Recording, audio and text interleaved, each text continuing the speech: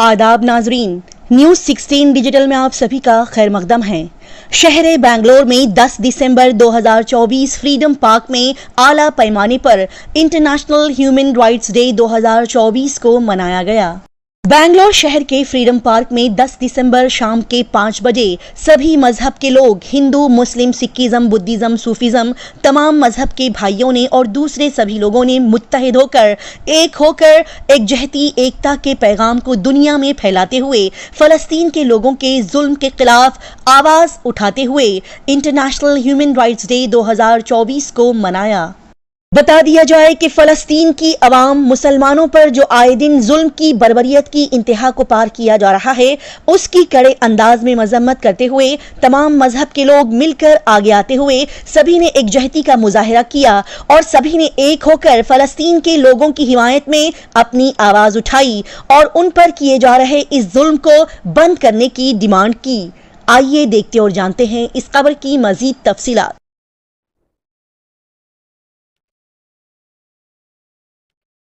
ಅನ್ಯಾಯವಾಗಲು ಬಿಡುವುದಿಲ್ಲ ಅನ್ಯಾಯವಾಗಲು ಬಿಡುವುದಿಲ್ಲ ಅನ್ಯಾಯವಾಗಲು ಬಿಡುವುದಿಲ್ಲ ಅನ್ಯಾಯವಾಗಲು ಬಿಡುವುದಿಲ್ಲ free free Palestine free free Palestine free Hindu ರಕ್ತ ನಮ್ಮಲ್ಲಿಲ್ಲ ಹಿಂದೂ ರಕ್ತ ನಮ್ಮಲ್ಲಿಲ್ಲ ಮುಸ್ಲಿಂ ರಕ್ತ ನಮ್ಮಲ್ಲಿಲ್ಲ ಮುಸ್ಲಿಂ ರಕ್ತ ನಮ್ಮಲ್ಲಿಲ್ಲ ಕ್ರೈಸ್ತ ರಕ್ತ ನಮ್ಮಲ್ಲಿರೋದು ಒಂದೇ ರಕ್ತ ನಮ್ಮಲ್ಲಿರೋದು ಒಂದೇ ರಕ್ತ ಮಾನವ ಜಾತಿಯ ಕೆಂಪು ರಕ್ತ ಮಾನವ ಜಾತಿಯ ಕೆಂಪು ರಕ್ತ. We are not of people of faith, we are not just people of religion, we are just people of institutions, we are just people of power and authority, and that should really trouble us. Thank you everyone. ಬೇರೆ ಒಂದು ಜೀವಗಳಿಂದ ದೂರ ಆಗಿ ಅಂತ ಹೇಳಿದ್ರೆ ಒಬ್ಬೊಟ್ಟಿಯಾಗಿ ಬದುಕೋದಕ್ಕಾಗೋದಿಲ್ಲ. ನಾವೆಲ್ಲರ ಜೊತೆ ಬದುಕಬೇಕು. ಅದು ಪ್ರಾಣಿ ಆಗಿರ್ಬೋದು, ಪಕ್ಷಿ ಆಗಿರ್ಬೋದು, ಅಥವಾ ಮರ ಕೊಂಬೆಗಳಾಗಿರ್ಬೋದು ಅಂತ.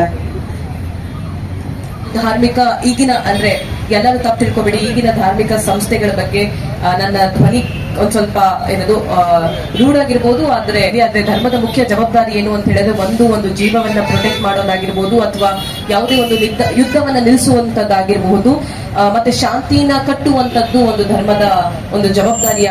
ಜೈ ಭೀಮ್, ಜೈ ಯೇಶು ಮಸಿ, ಇನ್ಕಲಾಬ್ ಜಿಂದಾಬಾದ್. There are three things that I want to remind Christians and all those people who associate themselves to Adam, Moshe, Isaac, David and so on. None of the literature upholds something called Israel as a nation.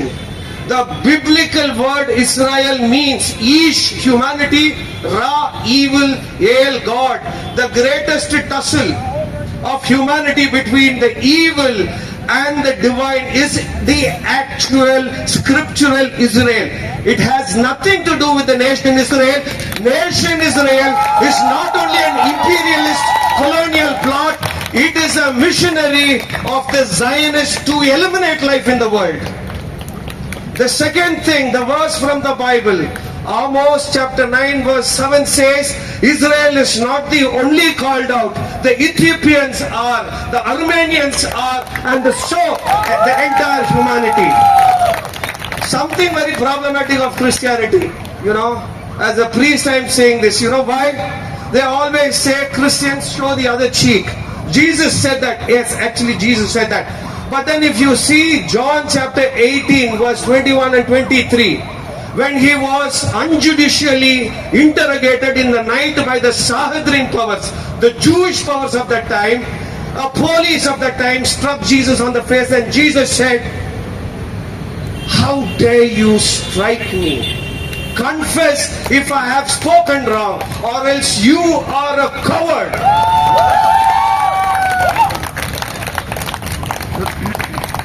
As a Tamil, my heart pains,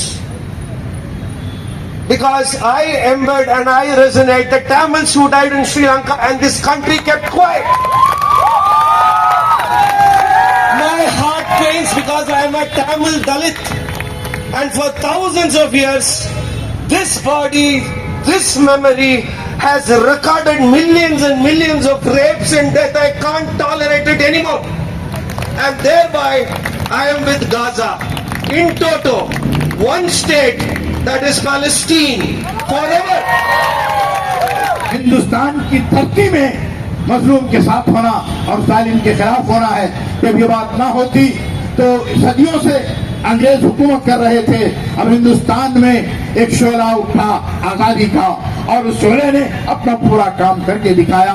और इसलिए कि हिंदुस्तान की धरती में गंगा जमनी तहजीब है और कहीं पे मंदिर है तो कहीं मस्जिद है तो कहीं गुरुद्वारा है तो कहीं चर्च है तो कहीं ब्याह है तो और कहीं दरगाह है।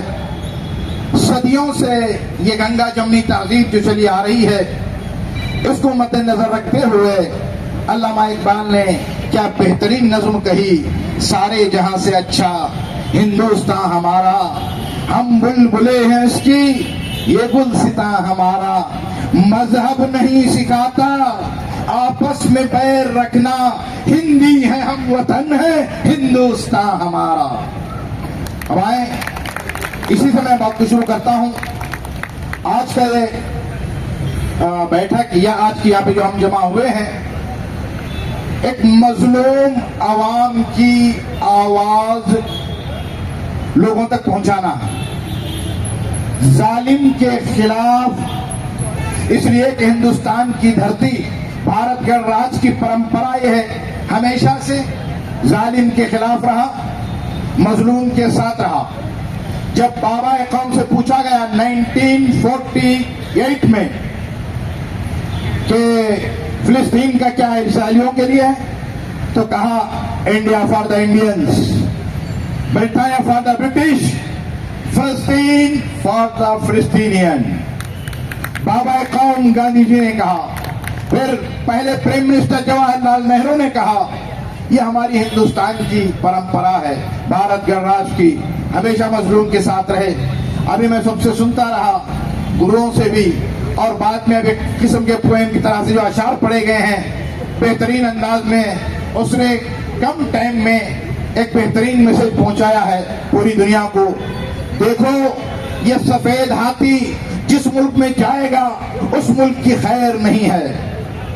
हिस्ट्री उठा के पढ़ते जाए आप, जहां जा गया, पड़ोसी मुल्क में गया क्या हाल हुआ बैठा है, अफगानिस्तान में गया क्या हाल हुआ बैठा है, वियतनाम से लेके अब पूरी तारीख उठा लीजिएगा, ये जहां जहां गया है वो उसकी तबाही के अलावा कहीं कामयाबी नहीं मिली है। तो हमें चाहिए कि हम कोई कमजोर नहीं है, ये भारत गणराज्य धरती बहुत ताकतवर धरती है, इसने बड़े बड़े सूरमा बहादुर पैदा किए हैं, इसमें हर चीज मौजूद है। हमें किसी की आगा हुजूरी और सलाम करने की जरूरत नहीं है, दुनिया की जितनी भी बड़ी ताकत हो। हाँ, मुल्क से मुल्क के ताल्लुकात का रखना जरूरी है, हर मुल्क से हमारे ताल्लुकात होंगे, हर मुल्क से हमारे अच्छे ताल्लुकात होंगे। लेकिन अभी क्या हुआ है, तकरीबन अभी जिस तरह से बताया जा रहा है 1 लाख इंडियन वहां पे वर्कर्स गए हुए हैं काम के लिए, और उनको झांसा दिया गया कि बहुत बड़ी उनको सैलरी मिलेगी। लेकिन अभी क्या हुआ, अभी पहुंचे ही नहीं थे। इस तरह से उर्दू में एक मिसाल है, सर फुटाया नहीं कि ओले पड़ने शुरू हो गए, पहुंचे नहीं जंग शुरू हो गई। अभी उनका क्या हाल हुआ है। तो ख्वातीन हज़रात, और देखिए हम सब के सब इंसान हैं, इंसानियत पे बात होनी चाहिए। इसी को कहा है हजरत अली खलीफा रसूलुल्लाह के जानशीन और मुसलमानों के इमाम कहते हैं कि अल हुक्म यदूम मअल कुफ्र वला यदूम मअल ज़ुल्म। हुकूमत कुफ्र के साथ तो चल सकती है लेकिन जुल्म के साथ नहीं चल सकती है। जुल्म कोई भी कर रहा हो, अगर मेरा भाई भी जुल्म कर रहा है तो मेरे ऊपर जरूरी है कि मैं उसको जुल्म से रोकूं। इसमें धर्म, जाति, जबान, रंग नहीं देखा जाता है। क्यों? कि जुल्म के खिलाफ इंसानियत खड़ी होती है। इसी इंसानियत को मद्देनजर रखते हुए, ह्यूमैनिटी को मद्देनजर रखते हुए हम लोग यहाँ जमा हुए हैं। दामने वक्त में गुंजाइश नहीं है कि मैं आप हज़रात का ज्यादा टाइम लूं, लेकिन अभी जो हालात चल रहे हैं आपने देखा, 430 दिन 430 डेज हो चुके हैं। और गजा क्या है? गजा 350-340 किलोमीटर पे एक बड़ी जेल है, वो सिटी नहीं है, जेल है। सामने समंदर, पीछे इजराइल ने सीमेंट की दीवार खड़ी कर दी है। बस खुली हुई जेल में वो लोग जिंदगी गुजार रहे हैं। अभी हॉस्पिटल पे बमबारी, और उससे बढ़कर अभी तक 104 जर्नलिस्ट शहीद हुए हैं, जिसमें तकरीबन 75 गजा में शहीद हुए हैं, मारे गए हैं जर्नलिस्ट। है कोई बोलने वाला, है कोई पूछने वाला इसको? और जबकि इंटरनेशनल कोर्ट ने लाहौर में, फिर उसके बाद क्रिमिनल कोर्ट ने उसको अरेस्ट करने का भी जो एक आर्डर दिया है। इसलिए कि देखें, जुल्म आप करते रहें, एक लिमिट होती है। जब जुल्म उस लिमिट को पार कर जाता है तो फिर वो एक लावे की तरह फटता है, तो फिर जालिम की खैर नहीं होती है।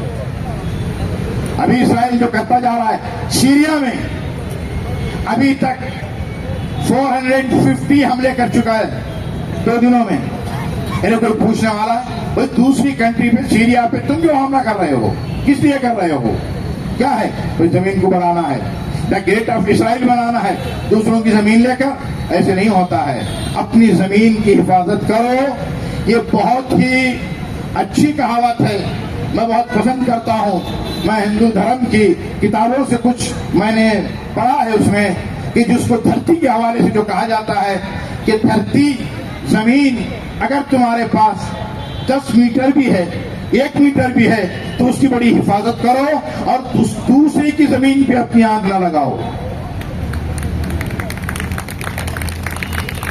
तो बस ख्वातीन हज़रात, अब हमें यहाँ जो हम जमा हुए उसका मकसद ही और हदफ ही एम यही है कि हम फिलिस्तीनियों की हिमायत करें। और हमारी अपनी हुकूमत से हमारी एक रिक्वेस्ट ये है कि आप हिंदुस्तान की जो पुरानी परंपरा रही है, गंगा जमनी तहजीब की, भारत गणराज्य की, मजलूमों के साथ रहना, आप उसी तरीके से रहिएगा। अभी तक भी तकरीबन बहुत सारी जगहों पे इस चीज को साबित किया है। तो इसी तरह से हम कहते हैं या चाहते हैं हुकूमत से कि इस बात को बाकी रखते हुए, ताकि हमारी इंटरनेशनल लेवल पे जो एक शान है, आज भी मैं कई मुल्कों में जा चुका हूं और कई मुल्कों में मैं कई अरसे से रह रहा हूं, जब भी बात होती है हिंदी, इंडियन, तो लोग इज्जत की निगाह से देखते हैं, कहते हैं कि हाँ इंडियन, हाँ गांधी, गांधी कबीर, यानी बाबा कौम महात्मा गांधी, जवाहरलाल नेहरू, इस तरह से अरब हो, गैर अरब हो, क्यों? ನಮ್ಮ ಬೆಂಗಳೂರಿನ ಫ್ರೀಡಂ ಪಾರ್ಕ್ದಲ್ಲಿ ಇವತ್ತೇನ ಯುದ್ಧಗಳಾಗ್ತಾ ಇವೆ, ಆ ಒಂದು ಉದ್ದೇಶ ಸಲುವಾಗಿ ಇಲ್ಲೆಲ್ಲರಿಗೆ ಎಲ್ಲ ಧರ್ಮಗುರುಗಳನ್ನ ಕರೆಸಿದ್ದಾರೆ. ಅದರಲ್ಲಿ ಎಲ್ಲ ಧರ್ಮಗುರುಗಳ ಸಂದೇಶ ವಿಶೇಷ ಅಂತಂದ್ರೆ, ಯುದ್ಧನೇ ಇದಕ್ಕೆ ಪರಿಹಾರ ಅಲ್ಲ. ಯುದ್ಧಕ್ಕೆ ಪರಿಹಾರ ಅಂದ್ರೆ ಅದು ಶಾಂತಿ, ಅದು ಪ್ರೇಮ, ಪ್ರೀತಿನೇ. ಇಡೀ ಪ್ರಪಂಚಕ್ಕೆ ಭಾರತ ಕೊಟ್ಟಿದ್ದು ಶಾಂತಿ. ಬುದ್ಧ ಜನ್ಮ ತಾಳಿದ್ದು ಭಾರತ, ಬಸವಣ್ಣವ್ರ ಜನ್ಮ ತಾಳಿದ್ದು ಭಾರತ, ಗಾಂಧೀಜಿ ತಾಳಿದ್ದು ಭಾರತ. ಎಲ್ಲರದು ಶಾಂತಿನೇ ಸಂದೇಶ ಇದೆ. ಹೀಗಾಗಿ ಬುದ್ಧರು ಅವರು ಶಾಂತಿನೇ ಮಾರ್ಗ ಕೊಟ್ಟರು. ಅದೇ ಮಾರ್ಗ ಬಸವಣ್ಣವ್ರ ಭಕ್ತಿ ಶಾಂತಿ ಮಾರ್ಗ ಹಿಡ್ಕೊಂಡೆ ಕಲ್ಯಾಣ ರಾಜ್ಯ ನಿರ್ಮಾಣ ಮಾಡಿದ್ರು. ಅದರಲ್ಲಿ ವಿಶೇಷವಾಗಿ ಅವ್ರು ಪ್ರಧಾನ ಮಂತ್ರಿ ಇದ್ದಾಗ ಕೂಡ ಒಂದು ಯುದ್ಧ ಕೂಡ ಆಗ್ಲಿಲ್ಲ. ಕಾರಣ ಏನು ಅಂದ್ರೆ ಪ್ರೇಮ ಪ್ರೀತಿನೇ. ಹೀಗಾಗಿ ಅದೇ ಒಂದು ಸಂದೇಶ ಇಟ್ಕೊಂಡು ಗಾಂಧೀಜಿಯವರು ಕೂಡ ನಮ್ಮ ಭಾರತ ಜಗತ್ತಿನಲ್ಲಿ ಸ್ವತಂತ್ರ ಯಾವ್ಯಾವೋ ರಕ್ತ ಮತ್ತೊಂದು ಯುದ್ಧಗಳ ಮೇಲೆ ಸ್ವತಂತ್ರ ಸಿಕ್ಕು, ಆದ್ರೆ ಜಗತ್ತಿನಲ್ಲಿ ಶಾಂತಿಯಿಂದ ಪಡ್ಕೊಂಡಿದ್ದ ರಾಷ್ಟ್ರನೇ ಅದು ನನ್ನ ಭಾರತ. ಆ ಪರಂಪರೆ ಇಟ್ಟುಕೊಂಡೆ ಇವತ್ತು ಅನೇಕ ಮಠಾಧೀಶರು, ಸಂತರು, ಶರಣರು ಅದೇ ಮಾರ್ಗ ಹಿಡ್ಕೊಂಡು ನಡೀತಾ ಇದ್ದಾರೆ. ಇವತ್ತು ಭಾಲ್ಕಿ ಮಠದ ಪರಂ ಪೂಜ್ಯರಾದ ನನ್ನ ಗುರುಗಳು ಡಾಕ್ಟರ್ ಚನ್ನಬಸವ ಪಟ್ಟದ್ದೇವ್ರು ಅವರು ಕೂಡ ಶಾಂತಿ ಮಾರ್ಗನೇ, ಶಾಂತಿ ಕಿರಣ ಅಂತ ತಿಳ್ಕೊಂಡು ಒಂದು ಮ್ಯಾಗಜಿನ್ ಇದೆ, ಮತ್ತೆ ಶಾಂತಿ ವರ್ಧಕ್ ಶಿಕ್ಷಣ ಸಂಸ್ಥೆ ಅಂತ ಒಂದು ಶಿಕ್ಷಣ ಸಂಸ್ಥೆಯನ್ನ ಸ್ಥಾಪನೆ ಮಾಡಿದ್ದಾರೆ. ಶಾಂತಿನೇ ಅದೇ ಮಾರ್ಗ ಹಿಡ್ಕೊಂಡು ಪರಮ ಪೂಜ್ಯ ಬಸವಲಿಂಗ ಪಟ್ಟದೇವ್ರು ಶಾಂತಿಯಿಂದನೇ ಇವತ್ತು ನಮ್ಮ ಅದನ್ನೇ ಶಾಂತಿ ಇಟ್ಟುಕೊಂಡೆ ತಿಪ್ಪಿ ಮ್ಯಾಲ್ ಚರಂಡಿ ಮ್ಯಾಲ್ ಬಿದ್ದಂತ ಮಕ್ಕಳನ್ನ ಪಾಲನೆ ಪೋಷಣೆ ಮಾಡಿ ನಾಗರಿಕರಾಗಿ ನಿರ್ಮಾಣ ಮಾಡ್ತಾ ಇದ್ದಾರೆ. ಇದಕ್ಕೆಲ್ಲ ಶಾಂತಿ ಪ್ರೇಮ ಪ್ರೀತಿನೇ. ನಮ್ಮ ಭಾರತ ಪ್ರಧಾನ ಮಂತ್ರಿಗಳು ಕೂಡ ಎರಡೂ ದೇಶಕ್ಕೆ ಹೋಗಿ ಶಾಂತಿದ ಬಗ್ಗೆನೆ ಅವರು ಶಾಂತಿಯಿಂದ ನಡ್ಕೋಬೇಕಂತ ಹೇಳಿದ್ದಾರೆ. ಅಂದ್ರೆ ಭಾರತ ಮಣ್ಣಿನಲ್ಲಿ ಶಾಂತಿ ಇದೆ. ಇವತ್ತೇನಿದು ಫ್ರೀಡಂ ಪಾರ್ಕ್ದಲ್ಲಿ ಇದು ಆಯೋಜನೆ ಮಾಡಿದ್ದಾರೆ. ನಾವೆಲ್ಲರೂ ಇಲ್ಲಿ ಮಾನವೀಯತೆನೇ ಬಹಳ ಮಹತ್ವದ, ಮಾನವೀಯತೆ ಸಲುವಾಗಿ ನಾವು ಸೇರಿರ್ತಕ್ಕಂಥದ್ದು. ಅವರೆಲ್ಲರೂ ಶಾಂತಿಯಿಂದ ಬದುಕಲಿ, ಶಾಂತಿಯಿಂದ ಬಾಳ್ಲಿ, ಪ್ರೇಮದಿಂದ ಜಗತ್ತನ್ನ ಗೆಲ್ಲಬಹುದು. ಅದನ್ನ ಗೆದ್ದು ತೋರಿಸಿದ್ದಾರೆ.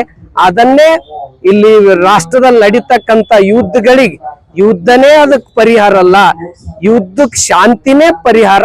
ಅಂತ ಶಾಂತಿಯನ್ನ ಅದನ್ನ ಎಲ್ಲ ಕಡೆ ಸಾರಬೇಕು. ಶಾಂತಿ ಪ್ರೀತಿ ಪ್ರೇಮದಿಂದ ಅದು ಗೆಲ್ಲಬಹುದು. ಅದನ್ನ ಆ ಶಾಂತಿ ಮಾರ್ಗ ಹಿಡ್ಕೊಂಡು ಹೋಗ್ಬೇಕನ್ನೋದೇ ನಮ್ಮ ಸಂದೇಶ. ಇಸ್ರೇಲ್ ಅವರು ನರಮೇಧ ಮಾಡ್ತಾ ಇದ್ದಾರೆ, ನಿಮ್ಮ ಮಕ್ಕಳನ್ನ ಕೊಲೆ ಮಾಡ್ತಿದ್ದಾರೆ. ಈಗ ಫಿಲಿಸ್ತೀನ್ ಪರವಾಗಿ ನೀವು ಯಾವ ರೀತಿ ನಾವು ಒಂದೇ ಮಾನವೀಯತೆ ಮಹತ್ವದ್ದು. ಇಲ್ಲಿ ನಾನ್ ಯಾರಿದ್ದೀನಿ, ಇಲ್ಲಿ ಯಾರು ಏನಾರ ನನಗೆ ಗೊತ್ತಿಲ್ಲ. ನಮಗ ಮಾನವೀಯತೆ ಬಹಳ ಮಹತ್ವದ್ದು. ಅಂತ ಮಾನವೀಯತೆಯನ್ನ ಉಳಿಸೋದು ಬೆಳೆಸೋ ಕೆಲಸ ಅವರೆಲ್ಲರೂ ಮಾಡಬೇಕು. दुनिया के नक्शे पर इसराइल कब आया ये हम नहीं कहते, दुनिया कहती है, तारीख कहती है। और यहूदियों को जगह किसने दी ये हम नहीं कहते, तारीख कहती है और दुनिया कहती है। हमदर्दी और मोहब्बत इंसानियत का ख्याल रखते हुए प्यार और मोहब्बत के साथ दुनिया में फैले हुए यहूदियों को फ़िलिस्तीनियों ने जगह दी। अब आप ज़रा सोचिए कि इसके बाद में 1917 की बात मैं कहता हूँ, ब्रिटेन के वज़ीर ख़ारिजा ने ये ऐलान कर दिया कि हम फ़िलिस्तीन में एक नई रियासत बसाएंगे इसराइल के नाम पर।